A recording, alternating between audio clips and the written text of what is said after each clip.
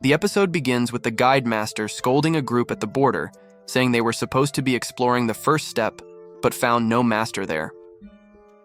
The three characters from episode 1, including leader Rahat, explain that the forest has become too dangerous. It's like inviting death. Rahat says they barely escaped alive. The guide master sharply interrupts, asking for the report. Rahat explains that Area 1 is truly missing. No gates were found, and even the monsters from the cap were absent. The guide master gives them only 3 days off, which annoys the group. Outside, they vent their frustration about risking their lives only to be sent back. Suddenly, a masked girl approaches and asks to join them in the forest. Rahat refuses, but another girl in the group invites her along. As she demonstrates her powerful black lightning attack, even shattering a rock, everyone is shocked. The next day, Rimuru watches his growing village and the efforts in making weapons. Meanwhile, the second brother is seen hunting and observing armaments. Another character is teaching about jewelry and gold, while female villagers train. Rimuru returns to find the village surrounded by goblins from other villages, hinting at a powerful monster that is protecting everyone. Later, Rimuru meets the mysterious masked girl who reveals her past, including surviving bombings in Japan and being summoned. She and Rimuru connect over shared origins. Toward the end, she loses control, a mysterious man commands her, and she is overtaken by a dark force, ending the episode. The episode begins with a continuation from the last one, where Shizu faces the Demon Lord. Suddenly, a spirit appears and offers to defeat the Demon Lord, taking its place. Demon Lord doesn't react much and orders Shizu to destroy the intruder.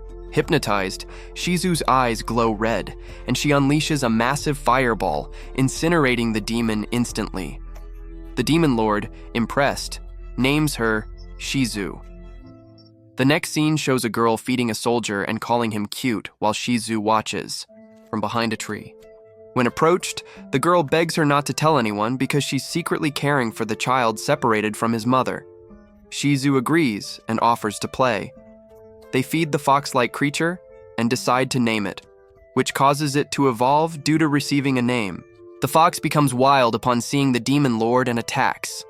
Shizu, influenced again, creates another fireball that burns both the fox and the girl. Shizu realizes the destruction and wakes up from what appears to be a dream, feeling disturbed and overheated. Later, she admires Rimuru's village, calling it beautiful, but declines to stay, saying her journey is almost over. She reveals she's over 100 years old and doesn't want to live any longer. Suddenly, Shizu collapses, her mask cracks, and light shoots into the sky, causing a massive explosion. She transforms, possessed by the Ifrit spirit again, and chaos erupts. Rimuru tries to protect everyone, the village fights back, and a huge battle unfolds with dragons, spells, and destruction. In the end, Rimuru prepares to confront Ifrit head-on. The episode begins with Shizu lying down next to Rimuru, softly thanking him for everything he has done for her. She tells him she wants to share her story before she leaves this world. Smiling gently, Shizu begins to narrate how she was summoned from Japan and had a demon spirit forced into her. She worked for the Demon Lord for years, losing her best friend because of him, which left her broken and emotionless. One day, a hero appeared and fought her, winning the battle. Shizu thought she would be killed, but the hero showed kindness, taught her to control the demon inside her, and even gave her a magical mask that helped keep her power in check.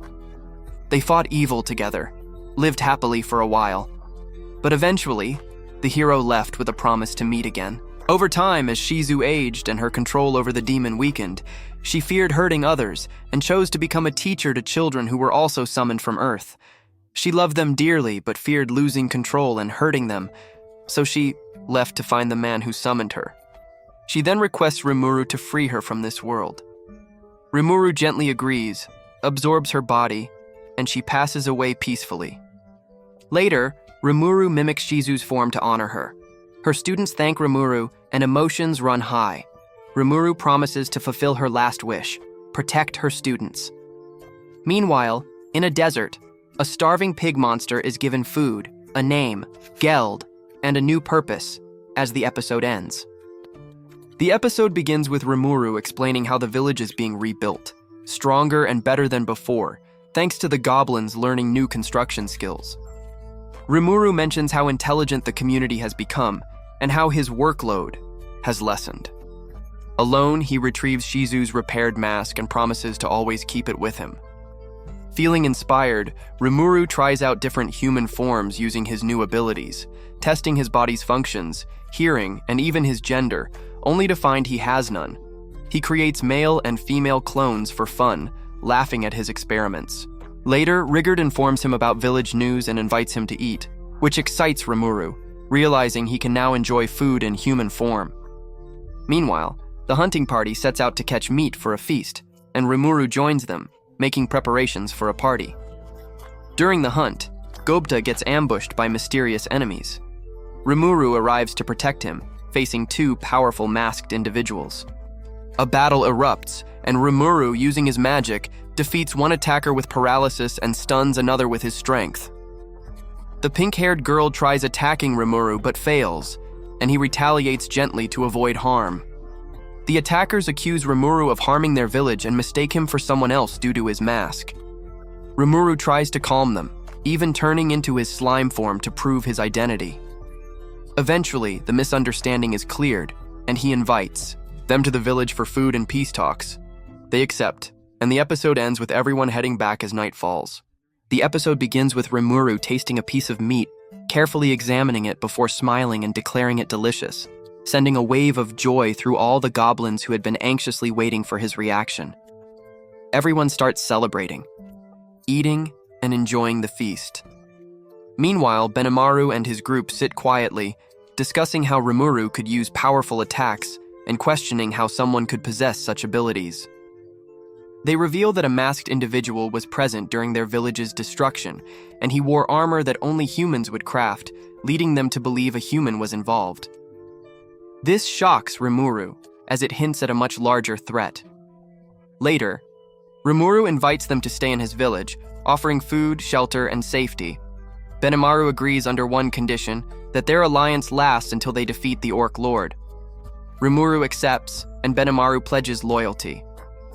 Rimuru then decides to name all 6 of them, which drains his energy and sends him into a 3-day sleep. When he wakes up, the previously large and monstrous Benimaru now looks like a handsome human warrior. Shuna becomes even more elegant, and Shion looks sharper and more composed. The rest have also evolved dramatically. Rimuru thanks them for their trust. Meanwhile, in a distant swamp, the Orc army continues its march. Rumors spread about a new Orc lord who might have been born, capable of commanding hundreds of thousands. The threat becomes more real as scouts confirm the growing army. Back in the village, the team prepares for war, while a young leader begins to embrace his future role.